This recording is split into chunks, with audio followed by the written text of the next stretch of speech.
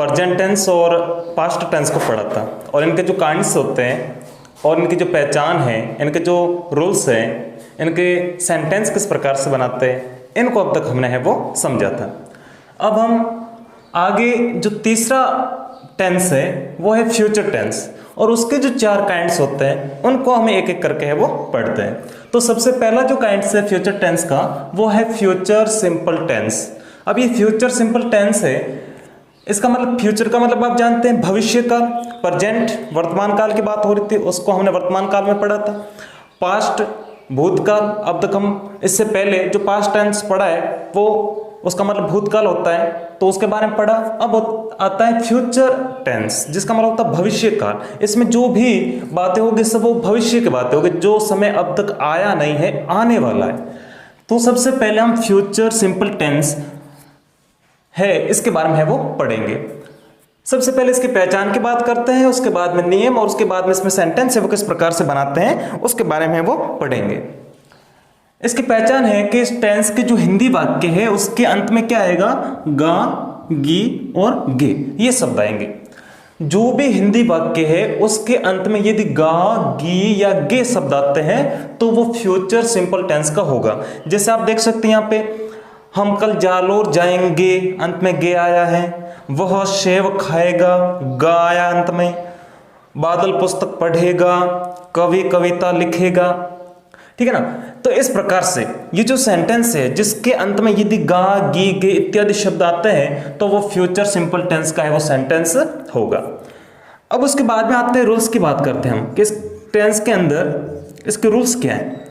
तो इससे पहले हमने पढ़ा जो बाकी वाले टेंस मतलब प्रेजेंट टेंस और पास्ट टेंस, तो उसके अंदर हमें एक वचन और बहुवचन की पहचान करनी होती थी। लेकिन यहाँ पे ऐसा नहीं, यहाँ पे कर्ता, यहाँ पे फिक्स है कि किस कर्ता के साथ में कौन सी हेल्पिंग वर्ब लगेगी। जैसा कि इसमें लिखा हुआ है कि जो आपका सब्जेक्ट है, कर्ता है, वो यदि आई है अथवा वी है, यदि आपका कर्ता आई अथवा वी है तो उसके साथ में आपको हेल्पिंग वर्ब लगानी है सेल।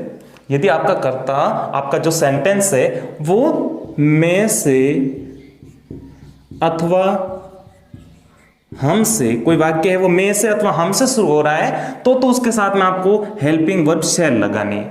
और इनके अलावा बाकी सभी करता है उनके साथ में आपको हेल्पिंग वर्ब विल लगानी।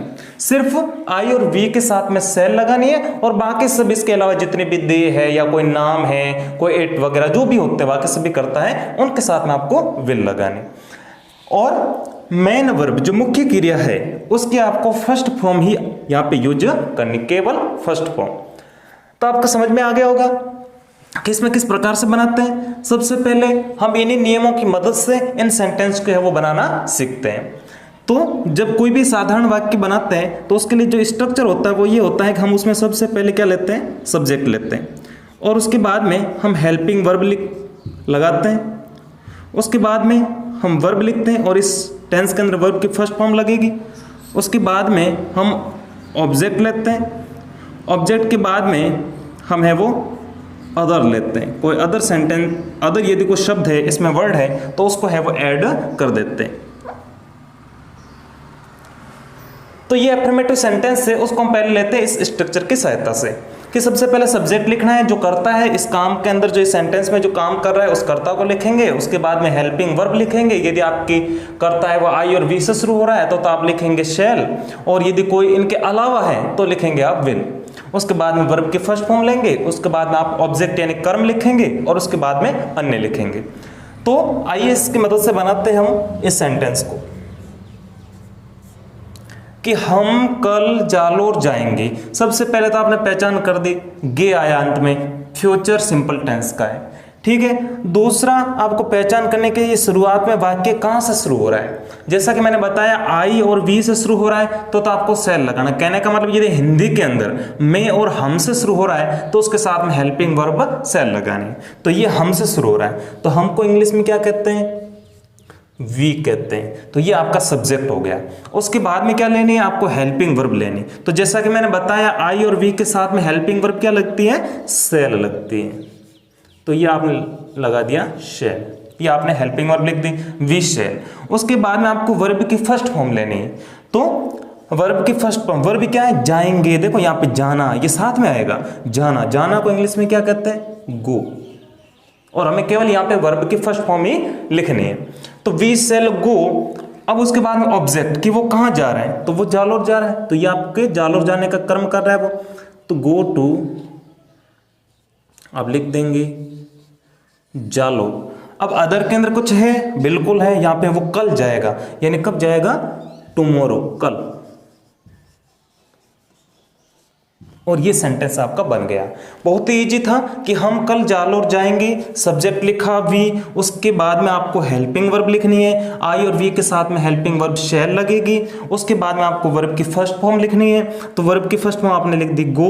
उसके बाद में ऑब्जेक्ट लिखना है, आपका ऑब्जेक्ट हो गया टू जालोर, और उसके बाद में अदर में आ गया टुमारो, तो we shall go to Jalore tomorrow.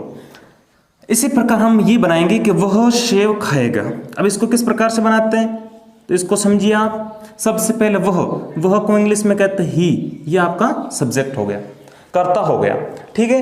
अब ही है, वो क्या है, वो आई और वी नहीं है, ये दूसरा जो अदर सब्जेक्ट है वो है, तो इसके साथ में आपको हेल्पिंग वर्ब क्या लगानी है, विल लगानी है।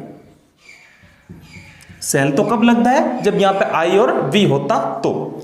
ही विल, उसके बाद में आपको वर्ब की फर्स्ट फॉर्म लिखनी है। वर्ब यहां पे क्या है, खाना। खाना को इंग्लिश में कहते हैं ईट। ईट लिख दिया, वर्ब की फर्स्ट फॉर्म लिखनी है और हमने लिख दी ही विल ईट। उसके बाद में आपको लिखना ऑब्जेक्ट, वह क्या खाएगा, सेव खाएगा। ही विल ईट, सेव को कहते हैं एप्पल। उसके बाद में ऑब्जेक्ट हो गया और उसके बाद में अदर लिखना है। अदर इस सेंटेंस में कुछ है नहीं, तो ये सेंटेंस आपका कंप्लीट हो चुका है। ही विल ईट एप्पल, वह सेब खाएगा। इस प्रकार से आपको है वो बनाना। आगे हम तीसरा सेंटेंस बनाते हैं कि बादल पुस्तक पढ़ेगा। अंत में गा आया है और बादल कोई नाम है, तो आप लिखेंगे सबसे पहले बादल। उसके बाद में ये आई और वी नहीं है, तो इसके साथ में हेल्पिंग वर्ब लगेगी विल, बादल विल। उसके बाद में वर्ब की फर्स्ट फॉर्म लिखनी है पढ़ना, आपने लिख दिया रीड। उसके बाद में आपको ऑब्जेक्ट लिखना है, क्या पढ़ेगा, पुस्तक पढ़ेगा, ये लिख दिया आपने बुक। उसके बाद में अदर लिखना है। अदर इस सेंटेंस में कुछ है नहीं, तो सेंटेंस आपका कंप्लीट हो चुका है। तो क्या लिखा आपने, बादल पुस्तक पढ़ेगा, बादल विल रीड बुक। इसी प्रकार हम चौथा सेंटेंस बनाते हैं, कवि कविता लिखेगा। कवि,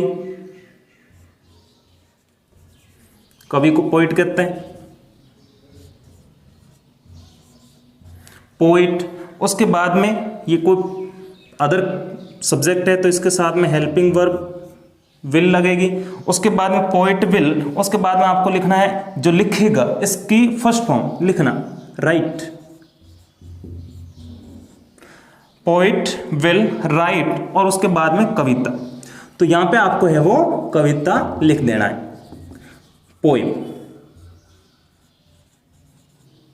ठीक है। पोइट विल राइट पोइम, और ये सेंटेंस आपका कंप्लीट हो चुका है। कवि कविता लिखेगा, पोइट विल राइट पोइम। तो इस प्रकार से आपके फ्यूचर सिंपल टेंस के एफर्मेटिव सेंटेंस इस स्ट्रक्चर की सहायता से बनाने। ये बहुत ही इजी है। आई और वी है तो हेल्पिंग वर्ब आपको शैल लगानी है, और आई और वी नहीं है और बाकी सभी करता है तो उसके साथ में आपको विल लगानी है। और वर्ब जो मेन वर्ब है उसकी केवल फर्स्ट फॉर्म का आपको यूज करना है। और ये स्ट्रक्चर आपको याद रखना है, किसके लिए, एफर्मेटिव सेंटेंस है वो बनाने के लिए। तो आपको समझ में आ गया होगा कि एफर्मेटिव सेंटेंस है वो किस प्रकार से बनाते हैं। अब हम आगे पढ़ेंगे इसी टेंस के नेगेटिव सेंटेंस और इंट्रोगेटिव सेंटेंस और इंट्रोगेटिव प्लस नेगेटिव सेंटेंस।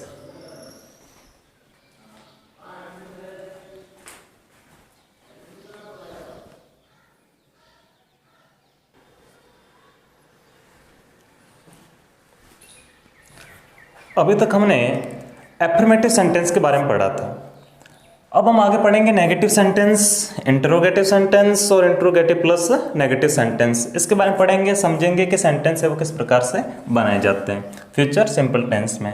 सबसे पहले जो नेगेटिव सेंटेंस है इसका स्ट्रक्चर मैं लिख देता हूँ कि आपको सबसे पहले आपको सब्जेक्ट लिखना है, उसके बाद में आपको हेल्पिंग वर्ब लिखनी है, उसके बाद में नेगेटिव सेंटेंस है इसलिए आपको नोट का यूज करना है, और उसके बाद में आपको वर्ब लिखनी है उसकी फर्स्ट फॉर्म, उसके बाद में ऑब्जेक्ट लिखना है और उसके बाद में आपको अदर लिखना है। ये आपका स्ट्रक्चर रहेगा, सब्जेक्ट, हेल्पिंग वर्ब, नॉट लगाना, वर्ब के फर्स्ट फॉर्म, ऑब्जेक्ट और अदर। तो सबसे पहले इन सेंटेंस को बनाते हैं और साथ साथ में सीखते हैं कि किस प्रकार से सेंटेंस बनाया जाता है। वह जयपुर नहीं जाएगा, अंत में आया है गा। ठीक है, अंत में क्या आया है? गा आया है। तो आप क्या करेंगे कि पहचान होगी कि ये फ्यूचर सिंपल टेंस का है। दूसरा, इसमें नहीं लगा है मतलब ये एक नेगेटिव सेंटेंस है।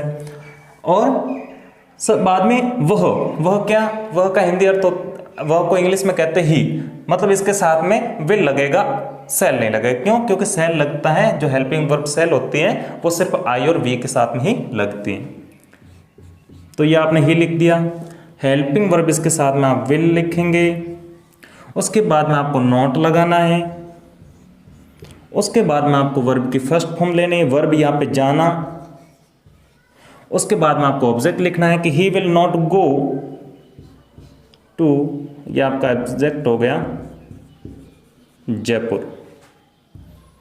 क्या बना, किस प्रकार से बना? सब्जेक्ट लिखा आपने, वह का ही, हेल्पिंग वर्ब लिखी, ही है इसलिए विल लिखा, नॉट नेगेटिव सेंटेंस है इसलिए वर्ब की फर्स्ट फॉर्म जाएगा गो, ऑब्जेक्ट लिखा टू जयपुर, अदर कुछ है नहीं, सेंटेंस आपका कंप्लीट हो चुका है।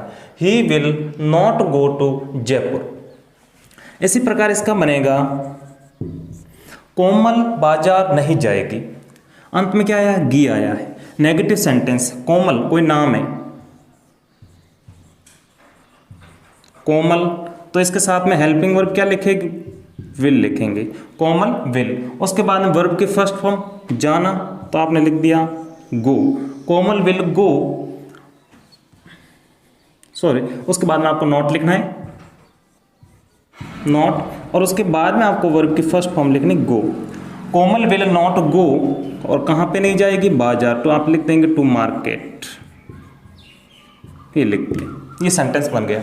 कोमल बाजार नहीं जाएगी, या सबसे पहले सब्जेक्ट लिखा कोमल, उसके बाद में हेल्पिंग वर्ब लिखी विल, उसके बाद नेगेटिव सेंटेंस है इसलिए नॉट लगाया, उसके बाद वर्ब की फर्स्ट फॉर्म जाना गो लिखा, उसके बाद में ऑब्जेक्ट लिखा टू मार्केट। तो आपका सेंटेंस बन गया है कि कोमल बाजार नहीं जाएगी, Komal will not go to market. उसके बाद में ये आगे तीसरा सेंटेंस लेते हैं कि मैं बच्चों को नहीं पढ़ाऊंगा। तो मैं को इंग्लिश में कहते हैं आई, सब्जेक्ट हो गया, हेल्पिंग वर्ब आई के साथ में हमेशा क्या लगती हैं? शैल लगती हैं, तो आपने शैल लिख दिया। उसके बाद में आपको इसमें नॉट लगाना है, नेगेटिव सेंटेंस इसलिए। उसके बाद में वर्ब की फर्स्ट फॉर्म पढ़ाना, पढ़ाना को इंग्लिश में क्या कहते हैं आप पता है आपको? मैं बच्चों को नहीं पढ़ाऊंगा, आई शैल नॉट टीच। ठीक है, और उसके बाद में ऑब्जेक्ट क्या है? बच्चों को, children, I shall not teach to children. ठीक है, ये सेंटेंस आपका बन गया कि मैं बच्चों को नहीं पढ़ाऊंगा, I shall not teach to children, मैं बच्चों को नहीं पढ़ाऊंगा। आगे चौथा जो आपका सेंटेंस है वो है कि हम लूडो नहीं खेलेंगे, खेलना भी नहीं है, गे। उसके बाद में पहचान होगी कि फ्यूचर सिंपल टेंस का है। उसके बाद में नेगेटिव सेंटेंस है, नॉट लगेगा, और हम इसको इंग्लिश में कहते हैं वी, तो आपका ये सब्जेक्ट हो गया। अब वी है तो इसके साथ में क्या लगेगी? हेल्पिंग वर्ब, इसके साथ में आपको लगानी है शैल। उसके बाद में नेगेटिव सेंटेंस है तो क्या लेंगे? नॉट लेंगे। उसके बाद में आपको क्या लेनी है? वर्ब की फर्स्ट फॉर्म, खेलना, खेलना को कहते हैं प्ले। ये हो गया आपके वर्ब की first form, we shall not play. उसके बाद में ऑब्जेक्ट, क्या नहीं खेलेंगे आप? लूडो नहीं खेलेंगे, लूडो। और उसके बाद में आपको अदर लेना है, तो इस सेंटेंस में अदर कुछ है नहीं, तो आपका सेंटेंस है वो कंप्लीट हो गया। तो हम, ये आपका क्या हो गया? आपका सब्जेक्ट हो गया। उसके बाद में शैल हेल्पिंग वर्ब होगी, नेगेटिव सेंटेंस है इसलिए नॉट लगाया। उसके बाद में वर्ब की फर्स्ट फॉर्म प्ले, और उसके बाद में लूडो आपका ऑब्जेक्ट हो गया। तो we shall not play ludo, ये आपका सेंटेंस है वो कंप्लीट हो चुका है। तो इस प्रकार से आपको नेगेटिव सेंटेंस है वो बनाने, और ये है आपके नेगेटिव सेंटेंस का फॉर्मूला स्ट्रक्चर। इस स्ट्रक्चर की सहायता से आपको किसी भी सेंटेंस आए आप आसानी से फ्यूचर सिंपल टेंस के जो सेंटेंस होते हैं उसको ट्रांसलेट है वो कर सकते हैं। आगे हम इंट्रोगेटिव सेंटेंस के बारे में पढ़ते हैं। जो प्रश्नवाचक वाक्य होते हैं उनको किस प्रकार से बनाते हैं। तो जैसा कि मैंने आपको बताया कि प्रश्नवाचक वाक्य बनाते समय हमेशा सबसे पहले क्या लेते हैं? हेल्पिंग वर्ब पहले लेते हैं। उसके बाद में हम सब्जेक्ट लिखते हैं, सब्जेक्ट के बाद में आप वो वर्ब लिखते हैं, जैसा कि इसमें वर्ब की फर्स्ट फॉर्म लगेगी। उसके बाद में आप ऑब्जेक्ट लिखते हैं, और ऑब्जेक्ट के बाद में यदि सेंटेंस में अदर कुछ जुड़ा है तो उसको आप है वो लिखते हैं। तो हेल्पिंग वर्ब पहले लिखते हैं, सब्जेक्ट लिखते हैं, वर्ब की फर्स्ट फॉर्म, ऑब्जेक्ट और अदर। चलो बनाते हैं, इसको बनाना सीखते हैं। किस प्रकार से बनाते हैं? क्या वह गीत गाएगा, अंत में गा आया है, प्रश्नवाचक चिन्ह आया, मतलब ये एक प्रश्नवाचक वाक्य है, और शुरुआत में क्या आया। तो इसको बनाएंगे उससे पहले देख लेते हैं कि ये हेल्पिंग वर्ब देख लेते हैं कि यहाँ पे लिखा हुआ वह क्या है? आई और वी नहीं है, कोई अदर करता है, तो इसके साथ में क्या लगेगी? हेल्पिंग वर्ब विल लगेगी। तो ये आपने लिख दिया विल। उसके बाद में आपको सब्जेक्ट लिखना है, आपका सब्जेक्ट है ही, ये ही लिख दिया। उसके बाद में आपको वर्ब की फर्स्ट फॉर्म लिखनी, गाना, गाना को कहते हैं सिंग, ये इसकी वर्ब की फर्स्ट फॉर्म, विल ही सिंग। उसके बाद में ऑब्जेक्ट लिखना है कि क्या गाएगा? गीत, गीत को कहते हैं सॉन्ग। और उसके बाद में अदर लिखना है, तो अदर इस सेंटेंस में कुछ है नहीं, तो विल ही सिंग सॉन्ग। और उसके बाद में आपको एक ऐड चीज करनी है, वो है क्वेश्चन मार्क, ये आपको लगाना नहीं भूलना है। तो ये सेंटेंस आपका बनकर तैयार हो चुका है कि विल ही सिंग सॉन्ग, क्या वह गीत गाएगा, इस प्रकार से। इसी प्रकार हम ये दूसरा सेंटेंस बनाते हैं, इंट्रोगेटिव सेंटेंस, कि क्या हम मैच जीतेंगे,